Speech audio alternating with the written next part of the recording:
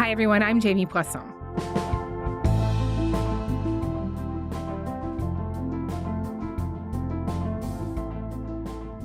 Do you agree that the province of Alberta shall become a sovereign country and cease to be a province of Canada? Yes or no? So what you're hearing here is one of the co-founders of the Alberta Prosperity Project, a group that wants Alberta to separate from Canada. And he's putting forward a proposed referendum question to a crowd. Hundreds of people filled a banquet hall in Calgary last week to hear from these guys, who are trying to drum up support for a petition with enough signatures to trigger a referendum on separation in 2026. This followed a rally at the Alberta legislature earlier this month where hundreds showed up to support the same cause. So we wish to be in charge as Albertans of our own nation. One of the reasons the petition is picking up steam in Alberta is because Premier Danielle Smith's United Conservative Party, on the day after the federal election, tabled legislation that would lower the bar for holding a referendum vote. The bill passed late last week. Only 177,000 signatures are now needed to trigger the vote. Previously, it needed about 600,000. This all has a lot of people saying that the province is hurtling towards a referendum. Jason Markusoff covers Alberta politics for the CBC, and we're going to discuss the latest moves by Smith, including the backlash, as well as the separatist movement in Alberta itself, and whether it's actually gaining traction.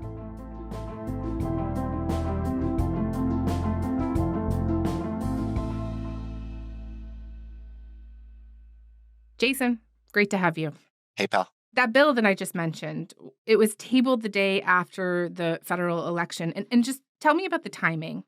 Why would Premier Smith's government table it, and why table it when they did? Now, Danielle Smith comes from the activist side of Alberta, the big side that believes in direct democracy. Her argument is that this wasn't tied to a referendum movement, a separatist movement, that she thinks that there's a citizens initiative device, this option in Alberta that enough petitioners can force a referendum. She believes there should be more referenda, and therefore she lowered the threshold greatly. Right. She's saying the formula. More referenda, not just on separation, but on other stuff too, I guess, is her argument. Yeah. In fact, as we all ask her about separation, she says, well, this is for anything. I won't prejudge what issues citizens might want to put on the table, but that is up to citizens to decide and to get the number of signatures. All I've said is I will honor the process. Which seems to a lot of people naive, because even before Mark Carney won his fourth term, people were talking about referendum and separation. They were gathering petitions to get the previous threshold, these separatist groups. So she knew full well, putting this out, that a lot of people in Alberta, in her conservative base, were already pushing for separation. She just made it a whole lot more likely that they succeed. Talk to me a little bit about the reaction to the bill. Oh my goodness, there's so much reaction to this because it anything that seems to be hurtling the country closer to breakup or potential breakup will get attention. The idea that Alberta separation now has a vehicle to be active will get attention. The provincial NDP, the lead opposition led by Naheed Nenshi, has basically said she's a separatist, or if she's not, she's sure acting like one, even though Danielle Smith protests that she's not. Like, how dumb does she think we are? Oh, I have nothing to do with separation. It's just those citizens doing it. And don't pay no attention to this bill that I just passed, which is specifically designed to allow them to do it. One of the biggest groups that's been opposed to this and really, really frustrated, using very sharp terms like calling this garbage, betrayal, are First Nations groups. Bill 54, this is what we think of you. You're garbage like that. This is treaty land, and we stand on it today. This is treaty country. And any talk of separation is really insanity. I want to respectfully remind the Premier that this land that we stand on today is treaty land and is not yours to take or make sweeping decisions about. Of course, these First Nations groups, the treaty lands of 6, 7, 8 in Alberta, they signed these treaties with the Crown, the Canadian Crown, not with Alberta. Right. So to their mind, there is no way you can even entertain the idea of ripping their treaty lands out of Canada into this separate sovereign state of Alberta without their full and informed consent. And they are just furious about this. The province, Danielle Smith, has tried to save some face by saying that adding an amendment to this legislation, Bill 54, that just passed a few days ago, that any question would have to respect treaty law. But the treaty chiefs are not happy with this still at all. And just to be clear, this bill has already passed, right? It was passed third reading last week. It will be signed by the Lieutenant Governor into law. And then it'll be a whole lot easier to get a separation referendum or any other kind of referendum that citizens want onto a ballot. And Danielle Smith has already said that if that happens, it'll happen in 2026. As most Albertans know, I have repeatedly stated I do not support Alberta separating from Canada. I personally still have hope that there is a path forward for a strong and sovereign Alberta within a united Canada.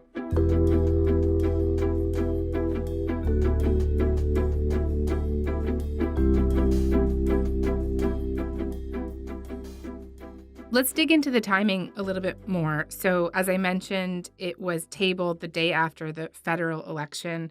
We now have a fourth consecutive Liberal government, and the Liberal Party, worth noting, picked up 3 of 51 seats available between Alberta and Saskatchewan. And just what is the feeling on the ground about the federal election results where you are? Premier Smith has more or less said that the timing was deliberate, not that they wanted to tap the separation fervor, but more that Danielle Smith didn't want to rock the boat in the federal election any more than she already had. Let's rewind to the start of the election when some comments of hers got out there from that she'd given to a U.S. conservative podcast, which said that that's what I fear, is that the longer this dispute goes on, politicians posture, and it seems to be benefiting the Liberals right now. So I would hope that we could put things on pause. This is what I've told administration officials. Let's just put things on pause so we can get through an election. Let's have the best person at the table make the argument for how they would deal with it. And I think that's Pierre Poilievre, and I do agree with that. And she also told the right-wing audience that the perspective that Pierre would bring would be very much in sync with, I think, where the new direction in America.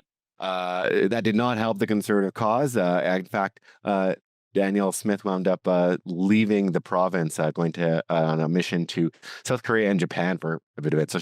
So one of the purposes was not rocking the boat, putting out all these controversial provisions, including the referendum petition, right after. But certainly it captured a mood, and it captured something that was already happening in Alberta, because the Conservatives are the home team. People believe in the Conservatives, and this was keep in mind, Albertans and all Canadians were until January expecting this 20-point landslide by the Conservatives. There's been frustration in past years, and a bit of a separation fervor bubbling up in past years when the Liberals kept winning government despite such strong Conservative showings. There are people in Alberta who might think their voices don't matter, and that voting Liberal is just what the rest of the country does. And maybe that doesn't reflect Alberta values anymore. So it has increased the desire to leave for a lot of Albertans.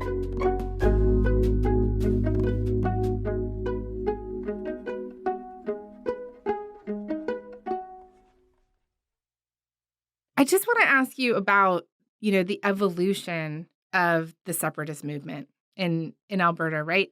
And just how different this moment is from past moments. An Angus Reid poll from earlier this month shows that a minority of Albertans, 36%, support leaving Confederation. So that shrinks when you check out how serious that support is, right? Only 19% said that they would definitely vote to leave were a referendum held. We've talked about this movement on the show before. But just how has it evolved over the years? I know, for example, there was a big upswing during the National Energy Program in the 1980s. Just compare and contrast the evolution of this moment to today. The 80s was a big flashpoint when Alberta felt like Ottawa was directly attacking the oil sector, this lifeblood industry for Alberta.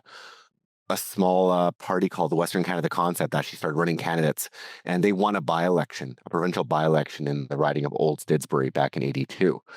Big shock. They didn't go much farther. There was a general election later that year, and they got wiped out. But still, that was this big shock movement where people were talking about Western alienation, Western separatism. And then, of course, a few years after that, we get the Reform Party, this big West Wants In movement that ultimately became the Canadian Alliance, and then became the backbone of the modern Conservative Party. But separatism didn't really go anywhere in the 80s. In 2019, there was this Wexit movement bubbling up. The Reform Party in the 80s and 90s, their slogan was the West Wants In. Wexit Canada's slogan is the West Wants Out. Polls show that 20-some% of Albertans, or maybe even 30% of Albertans, want to leave, but there was no real outlet for it. There's no real movement being organized. A few leaders that nobody had ever heard of before running the show. We're going to make Alberta great again, and that is when we cut ourselves off from the leech that is Eastern Canada. And it petered out. Flash forward to now, still not a critical mass, high 20s, low 30s, not much difference in the opinion from the Wexit era. But what seems to be different is two things. One, there's an organization behind it. There's this group, the Alberta Prosperity Project. We're going to finally live free of all federal taxes. We're going to live free of all federal regulation. We're going to double the oil production in the province of Alberta. And every Albertan, every walk of life, every ethnicity, every group in this province, including Alberta's First Nations, are going to thrive. And other groups, there's a new separatist party called the Republican Party of Alberta, which seems to be getting a lot of money, a lot of momentum, is going to run candidates, has a veteran organizer as its leader, Cam Davies, calling the shots. Quite interesting there. You have former UCP organizers, conservative organizers who are known and who have been successful, pushing out former Premier Jason Kenney, winning some new policies, hardline policies on human rights and transgender issues at UCP conventions, who helped support Danielle Smith. So there are these people who are organizing, who know how to fill a room and persuade people to get active in their communities and do this petition drive. And that's the other big thing that's different. This petition drive. In the past, you could be a separatist and be frustrated, but there's nowhere to go because there was no way in hell the government of Alberta was going to put forth a referendum. But now that there is a citizens' initiative movement and that Danielle Smith has made it so much easier to force a referendum on separation on the ballot, there is a place to direct that anger and that frustration and the desire to separate. And so there's a destination for that. People are going to be pouring into it once this petition drive launches, probably this summer or fall. We've got the votes that we need to trigger the referendum. But of course, we're going to have an 87 constituency door knocking campaign in and around pledges for the petition. We're going to have an 87 constituency door knocking campaign in support of the referendum. We hope by the end of the summer that we're going to have over 1 million signatures on a petition for independence from Canada.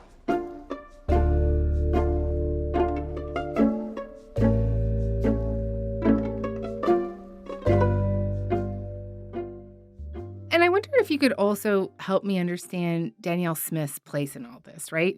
She obviously heads the UCP party. I know that separating is particularly popular with members of that party. What kind of politics is she, or political motivations is she dealing with here? Oh, there are politics at play. That same Angus Reid poll you said that 36% of Albertans either definitely or lean toward wanting to separate from Canada. Within the people who vote UCP, 65%. So most people who are voting UCP are also now separatists or soft separatists. She understands now that over 65% of the UCP base are on side with what we're offering Albertans. That's among the people who vote for it. Then you pare that down to the people who are active members of the party, and that seems to be a core that is heavily separatist. In fact, a few weeks ago, she was holding a fundraiser in Bonnyville, where one of the lead organizers of the UCP out there happens to be also a lead separatist, where he asks her on stage, Do you agree that the province of Alberta shall become a sovereign country and cease to be a province of Canada? Yes or no? Do you Big applause, huge reaction from the audience, and all she can do is laugh nervously and try to ask her own question. Do you believe that we can negotiate a better deal with Ottawa and still be a hold on, you got the yeses on his. I'm looking for yeses. How many of you believe that we can negotiate a new deal with that? Now I'm looking for the yeses for a strong and sovereign Alberta within a united Canada. I got a few. She got booed and was heckled as she was trying to ask that other softer question. So this is what Danielle Smith is dealing with. And am I right to say there's an election on the horizon here? So the election is still 2 years away. We're looking into 2027. That's a lot can happen in 2 years. A lot tends to happen in 2 years in Alberta politics. Certainly, usually, sometimes premiers don't even last that long. There are some speculation out there that she wants to go to an early election, but I'm not sure where that would lead her if right now the party is split between being federalist and separatist. And gosh, I got to pause and say that Jason Markusoff of early 2025 cannot believe, Jamie, that I'm talking about federalist Albertans and separatist Albertans. This new lexicon that we're taking on in this whole thing is it's shocking. Just tell me more about why that shocks you so much. What's changing now is that the argument is becoming, morphing from less Ottawa or being anti-Ottawa to being anti-Canada. And that's a very strange and jarring step to take. This is a province where, like everywhere, you're starting to see more Canadian flags out there with the whole 51st state thread. And right now we're talking, with the Leafs, sorry, Jamie, just eliminated from the playoffs. And the Oilers, once again this year, are, quote unquote, Canada's team. Right. This is a province that, tends to believe a lot in Canada. So to have this big debate about getting out of Canada, and having it gathered steam and becoming real so fast and so quickly, and that Danielle Smith has abetted it with this referendum thing. It's just, it's surprising to wrap our head around. And also, when you ask anybody in Quebec, during those years where there was a separatist threat, where there's a referendum on the table, it's all consuming. There may be other issues on the table. And in Alberta, of course, there's healthcare issues. There's a healthcare controversy and scandal brewing within Alberta's health system. There's, education pressures, potential strikes. The oil and gas economy is always, thrown by world prices. But when we're talking about separation, we're talking about the potential that Canada could be torn apart and Alberta could leave. Yeah. That is, reasonably going to suck a lot of the oxygen out of the air. Picking up on this idea that you were just talking about, that it's moved so quickly. I know Naheed Nenshi, the leader of the NDP, has his own political motivations here, but I was struck by one thing I heard him say recently. He was making a comparison to Brexit and how David Cameron let that vote go ahead, thinking that it was like a fringe minority and that he would let it go to a vote, and actually letting it go to a vote itself kind of increase the popularity of the idea.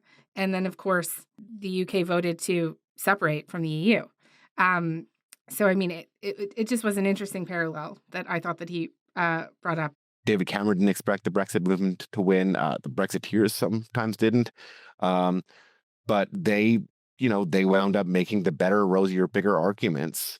And one big difference here that I think we have to keep an eye on is, in the Brexit campaign, David Cameron offered the referendum question, but he also argued consistently for the benefits of staying within the European Union. Yes. It's not clear yet that Danielle Smith, if we go to referendum, is going to actively campaign to stay in Alberta, especially given where her party base is, and that her past reluctance to actually cross her party base and fight for the whole province.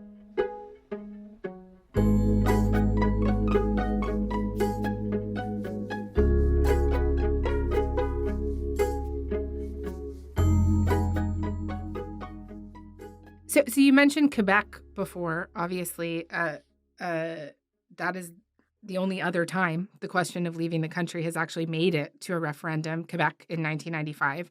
And Albertans looking at separatism are really, as I understand it, modeling themselves off of that history. The separatist movement in Quebec shook the country, obviously. Decision desk calling for a no victory numerically tonight. It's going to be a squeaker, maybe as much as 1 percentage point separating the two sides. 50.6% no, 49.4% yes.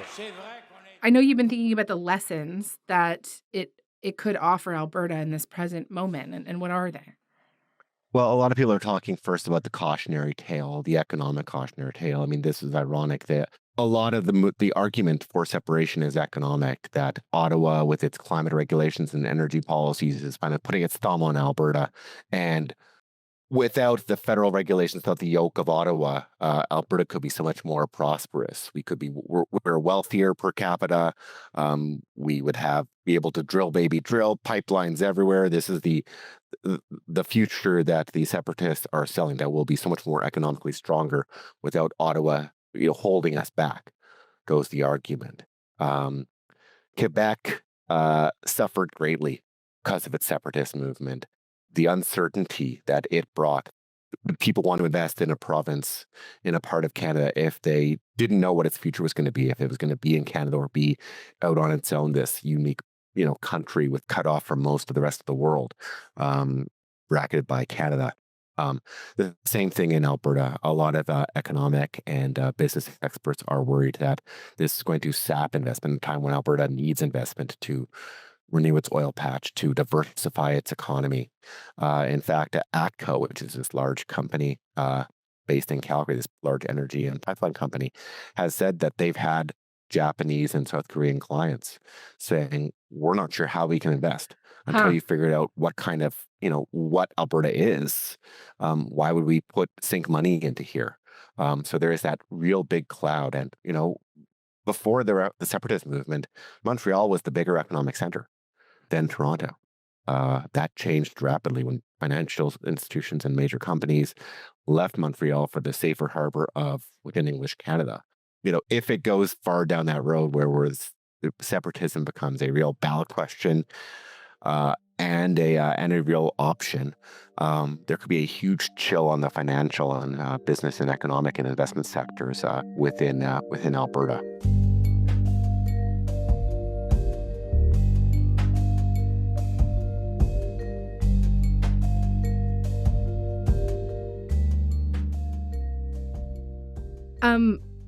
So we have this new prime minister who has to deal with this growing problem. I think it's fair to say it's growing. Smith recently announced that there will be a sovereignty panel to explore long-term options for economic and constitutional protections from Ottawa. She said last week that, quote, as scared as these people are of what Donald Trump is going to do to their economy, that's how scared Albertans are of what the Liberals are going to do to the Alberta economy. Well, I think Albertans are hurt and betrayed. That's how I think Albertans are feeling. I think Canada as a whole got a sense of that feeling of hurt and betrayal with the way the Americans are treating us right now. But we've been treated that way for the last 10 years.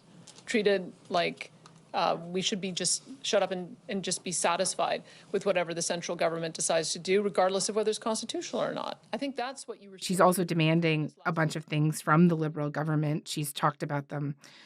Easy access to all 3 ocean coasts for oil and gas projects, for example, more financial transfers. Many of the Liberals' climate policies walked back. And then, of course, he's dealing with this growing separatist movement. And just what kind of challenges does all of this pose for Prime Minister Carney? And is there a sense in Alberta that he's taking this seriously? Mark Carney won nationally with the crisis, basically this trying to be the man to repel the threat of the 51st state of Donald Trump's takeover, of Donald Trump's economic crushing of Alberta or of Canada with tariffs and other economic measures.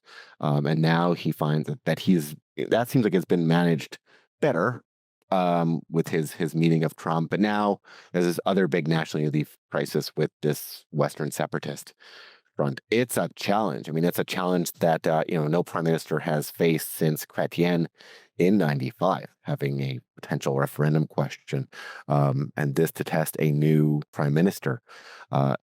is quite a challenge, especially a Liberal Prime Minister who knows that it's animus towards his own party that tends to form part of the backbone of the separatist fervor. It was no surprise that he made sure that there was a cabinet member from Edmonton, Eleanor Olszewski, in cabinet, also a Saskatchewan MP, Buckley Belanger, both in his cabinet.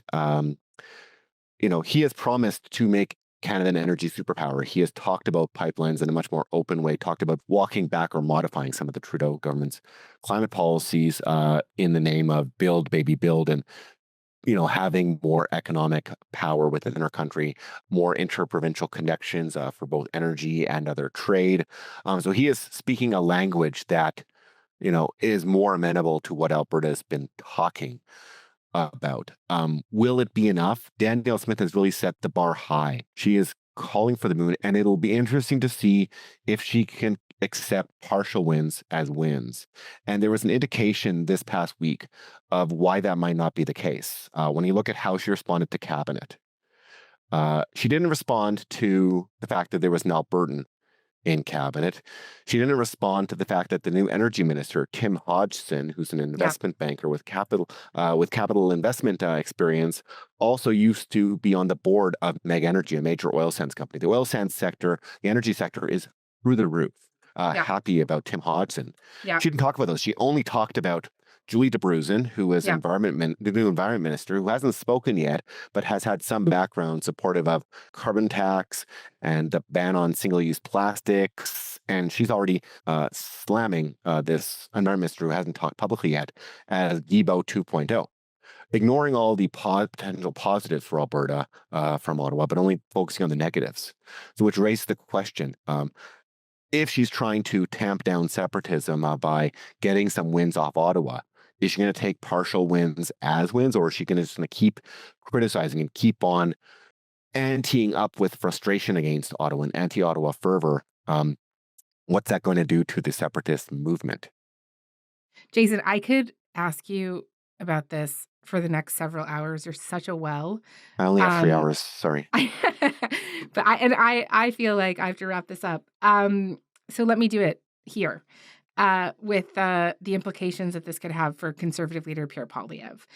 In order to return to the House of Commons, he plans to run for a seat in the Alberta riding of Battle River Crowfoot. He's made it clear that he's against a divided Canada. He's been very clear about that. But I do imagine that this does put him in a bit of a bind, right? Fair? He's going to win his seat. The party won by 82%. So he's fine. But he will be asked questions. In rural Alberta is now separatist country. So he is going to be representing an area where a lot of people want to leave Canada. On the by-election trail, he'll hear a lot of it. And he'll be the voice of these people to Ottawa. And at the same time being a federal party leader who wants to lead Canada when so many of his residents want to leave Canada. He's talked about this already. He said, "Look, I'm against separation. I'm a born and raised Albertan. I love Canada. I think we need to unite this country. Albertans have a lot of legitimate grievances. I mean, let's be blunt. Canada's biggest industry, which happens to largely be situated in Alberta, has been under attack for the last decade. They've had two. And we'll see if that talking point is enough for the people who will be his new constituents. Yeah. Okay. Jason, such a pleasure. Thank you. Always fun, Jamie. Thanks.